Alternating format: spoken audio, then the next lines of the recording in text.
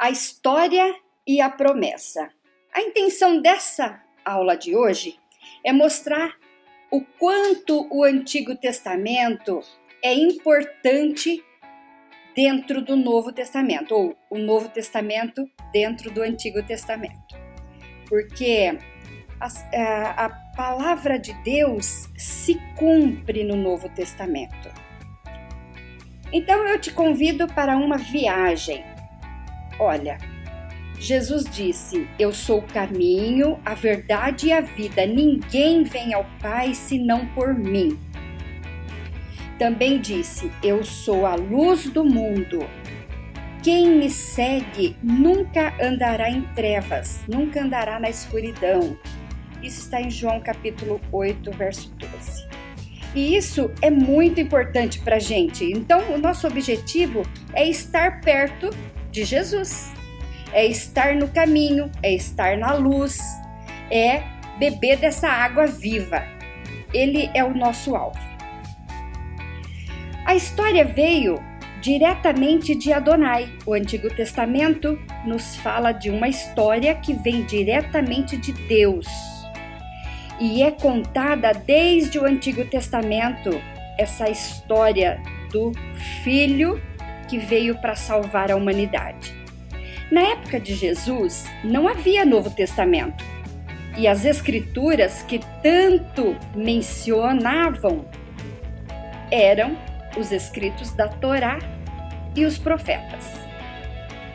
Só uma observação para esclarecer, porque já vi muitos pregadores dizendo que a Torá é a lei. Só que não. Torá é o Pentateuco, onde se trata de ensinos. Lei é os mandamentos de Deus para o povo. O que lemos no Antigo Testamento é aquilo que Deus estava dizendo, portanto, tem muita autoridade. O Novo Testamento não é a repetição do Antigo Testamento, mas pressupõe tudo aqui que Deus fez durante toda a história. Hoje relatadas como numa viagem de ônibus. Nesta viagem de hoje, teremos trechos de boa qualidade, em outros bloqueios, deslizamentos, e por causa disso poderemos ter que tomar rotas diferentes, fazer desvios que atrasarão e nos cansarão muito. Mas o destino continua o mesmo. O destino desta jornada demorou 20 séculos.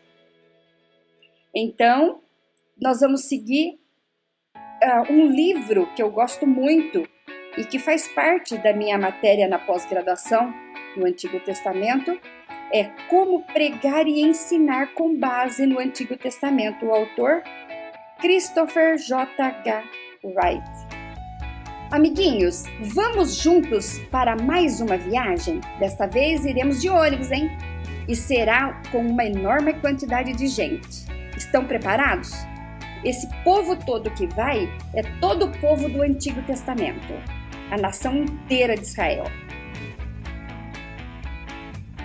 A estrada é boa? Em certos trechos, sim. Mas não importa onde entramos nesta jornada, se no começo, meio ou fim. O destino é sempre o mesmo. Qual é o destino? O destino é Jesus Cristo. Com que propósito faremos uma viagem tão longa? Com o propósito de aprender na sala de aula de Jesus. Vamos? A viagem é bem longa, mas valerá a pena, porque os evangelistas darão o seu melhor para nos ensinar acerca de Jesus. Eles contarão como foi dito pelos profetas do Antigo Testamento e como se cumpriu e quando se cumpriu. Então, primeiro, nós vamos ver 5 pontos importantes.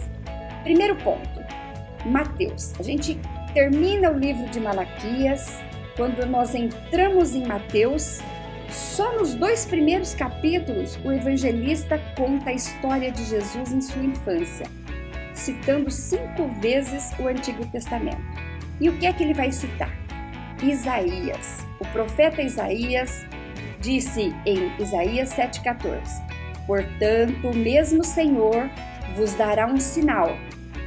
Eis que a virgem conceberá e dará à luz a um filho, e chamará o seu nome Emanuel.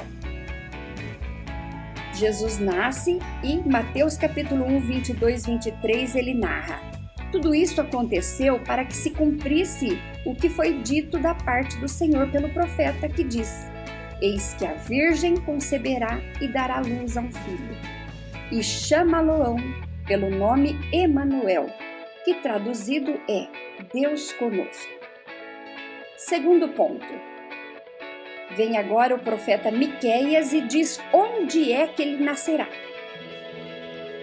Miqueias 5,2 está: e tu, Belém Efrata, posto que pequena entre os milhares de Judá, de ti me sairá o que governará em Israel, e cujas saídas são desde os tempos antigos, desde os dias da eternidade. Então, Betlehem é a cidade de Belém, onde Jesus nasceu. Mateus capítulo 2, versos 5 e 6 diz: e eles lhes disseram: em Belém da Judeia, porque assim está escrito pelo profeta: e tu, Belém, terra de Judá, de modo nenhum és a menor entre as capitais de Judá, porque de ti sairá o guia que há de apacentar o meu povo, o povo de Israel. Que coisa maravilhosa. Ponto 3, vem o profeta Oséias, que fala da trajetória que terá muitas interrupções. E ele diz assim, olha, Oséias 11:1: quando Israel era menino, eu o amei, e do Egito chamei a meu filho. Então, olha a barreira que já está tendo. José, então, tem que pegar sua família e se refugiar no Egito, se esconder da matança que vai vir. E aí Mateus cita, em Mateus 2, capítulo 14 e 15, ele cita: e levantando-se ele, tomou o menino e sua mãe de noite e foi para o Egito, e esteve lá até a morte de Herodes, para que se cumprisse o que foi dito da parte do Senhor pelo profeta, que diz: do Egito chamei ao meu filho. Os patriarcas Abraão e Jacó, que deram origem ao povo de Israel, ancestrais de Jesus Cristo, também se utilizaram de uma rota desta. Então, eu não sei qual das 3 rotas eles usaram para se refugiarem no Egito, na época em que a nação israelita ainda era uma criança. Então, você vê que tudo é cumprimento das coisas. Aí, nós vamos falar agora das 3 rotas possíveis que José e Maria desceram para chegarem até o Egito. Pode ser a rota do caminho do mar. A primeira rota para o Egito pode ter sido das montanhas da Judéia, por exemplo, mas descendo de jumentinho, como vemos nas ilustrações? Não sei.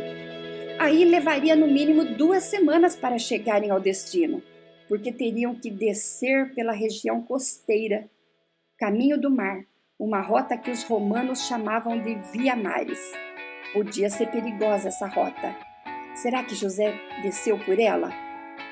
Ou será que então ele pegou a rota Caminho do Rei? Por esta rota seria pelo deserto. Aí teriam que, descendo as margens do Mar Vermelho, um caminho chamado Caminho do Rei, que era uma estrada ou uma via de acesso que vinha do Planalto da Jordânia, atravessando a península do Monte Sinai. Por ser uma rota perigosa, acho que José não deve ter ido por ela. Uma terceira opção para chegar até o Egito e esconder o menino, a fim de que Herodes não matasse, pode ser aquela que desceram até o porto de Jope e dali subiram de barco até o porto de Alexandria, no Egito. Essa rota é a rota que mais faz sentido, chama-se Rota do Barco, porque eles precisavam de uma fuga rápida, pois Herodes os procurava para matar o menino Jesus.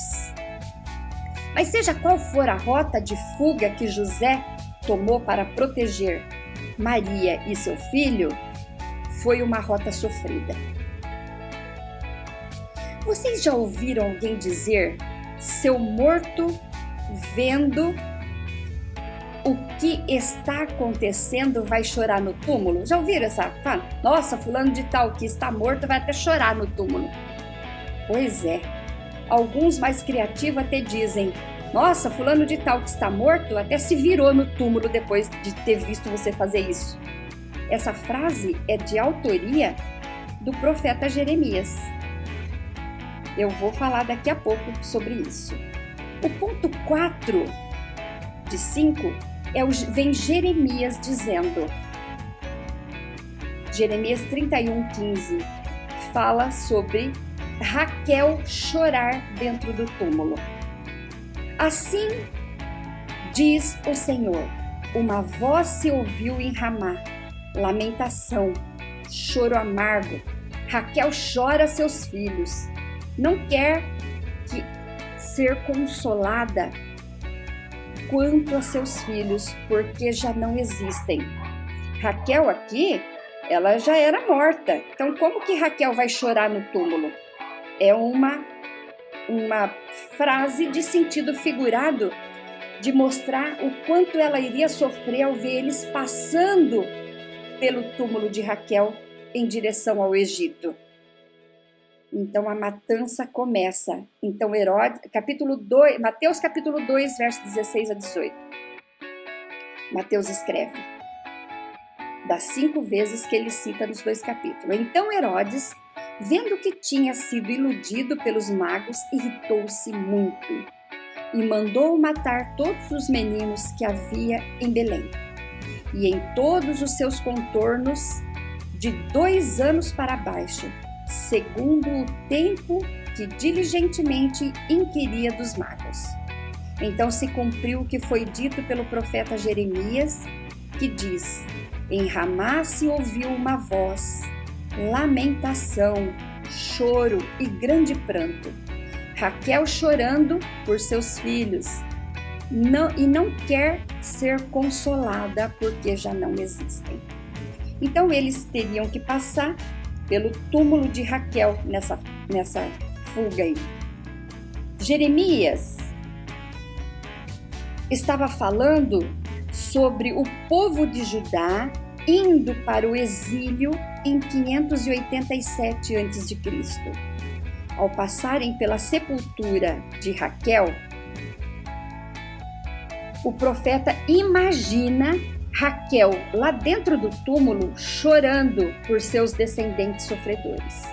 No entanto, veja o que diz os versículos seguintes para Raquel.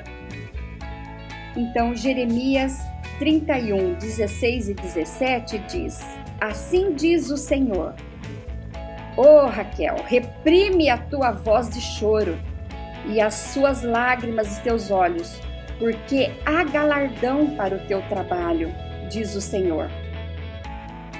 Pois eles voltarão da terra do inimigo, e há esperança quanto ao seu futuro, diz o Senhor, porque teus filhos voltarão para os seus termos. Que seque as lágrimas, pois os seus filhos retornarão e que o exílio chegaria ao fim. E nós vimos que depois de 430 anos, o exílio chegou ao fim, Deus ouviu o lamento e o choro deles naquela escravidão e envia então um socorro ali. Moisés vai retirar seus filhos e vai ser tema de um outro slide. Em quinto lugar, nós vemos a infância de Jesus citada por Mateus 2:23. A infância de Jesus em Nazaré. E chegou e habitou numa cidade de Nazaré. Então, do Egito agora ele vem e habita em Nazaré, para que se cumprisse o que fora dito pelos profetas. Ele será chamado Nazareno. Ele podia ter ido para a mesma cidade em que ele nasceu, a cidade de Davi, a cidade de Belém, mas tinha que se cumprir o que Deus já tinha falado pelos profetas. Ele será chamado Nazareno. Nazaré, na região da Galileia, é uma cidade de pobre, é como se fosse a periferia bem sofrida. Ali, as pessoas não tinham direito à escola, eram marginalizadas. Então, por isso que mais na frente nós vamos ver alguém dizer: ué, mas pode vir coisa boa de Nazaré? Ah, nós vamos ver isso mais tarde. Tudo o que Deus prometeu está agora em Jesus começando a se tornar realidade. Entre o livro de Malaquias até o livro de Mateus, quando a gente termina Malaquias, a gente já vê João Batista, que houve ali um hiato. E João Batista se aproximando, 400 anos aí sem profetas. Esse barulho que vocês veem não é o João Batista não, porque João Batista realmente vem como uma esteira, aplanando caminhos, endireitando pistas sinuosas, gritando: arrependei-vos, né? Mas é um avião só que passou aqui em frente, tá? Aqui em cima. Agora, para entender o que Deus prometeu, temos que entender o problema que ele propôs a solucionar. E qual é? O que ele propôs a solucionar? A gente tem que ver isso na Bíblia toda. Nem só Antigo, nem só Novo Testamento, porque a Bíblia é uma só. A seta verde ali, que é a primeira, a Bíblia vai falar sobre a criação. O segundo símbolo vai representar a queda. O terceiro símbolo vai representar a promessa de Deus. O quarto símbolo vai representar aqui para nós o Evangelho, pregado para todas as nações. O quinto símbolo vai representar a missão que foi dada para os discípulos de Jesus. E o sexto símbolo, para finalizar a Bíblia, vai falar de uma nova criação. Então a Bíblia começa com uma criação e termina com uma nova criação. E como isso vai se desenrolar? No primeiro ato da criação, o Criador desceu, após ter criado tudo, para fazer o casal e ordenou que desfrutassem de tudo. Toda a criação recebeu ordem para funcionar perfeitamente, como dias, noites, climas, estações, terra, mar, céus e toda a abundância da terra. Os frutos nascem e a gente se alimenta. A gente vê isso em Gênesis capítulo 1 e 2. O céu, Deus criou céus e terra, mares e tudo que neles há. Para morarmos, desfrutarmos de tudo, além de termos a sua presença. A criação é um vasto templo onde o Criador revela a sua glória todos os dias. O segundo símbolo, que é a queda, nos vai falar de que algo deu errado. Então, de Gênesis 3 do capítulo 3 até o capítulo 11, nos conta como o pecado e o mal entraram e reinaram no mundo. E dentro disso, nós escolhemos nos rebelar contra o Criador, questionar sua bondade e rejeitar sua autoridade. Nós, que eu digo, é dentro do gene de Adão e Eva, que porque deles foi passando por toda a eternidade até chegar em nós, essa rebeldia, questionamento e rejeição. Como consequência, toda a humanidade, incluindo nós e todo o planeta em si, ficaram infectados, carecendo de uma conversão a Deus. E aí a Bíblia explica, que o salário do pecado é a morte. O terceiro símbolo, que é a promessa. Então, simbolizado ali, a promessa, o ato 3.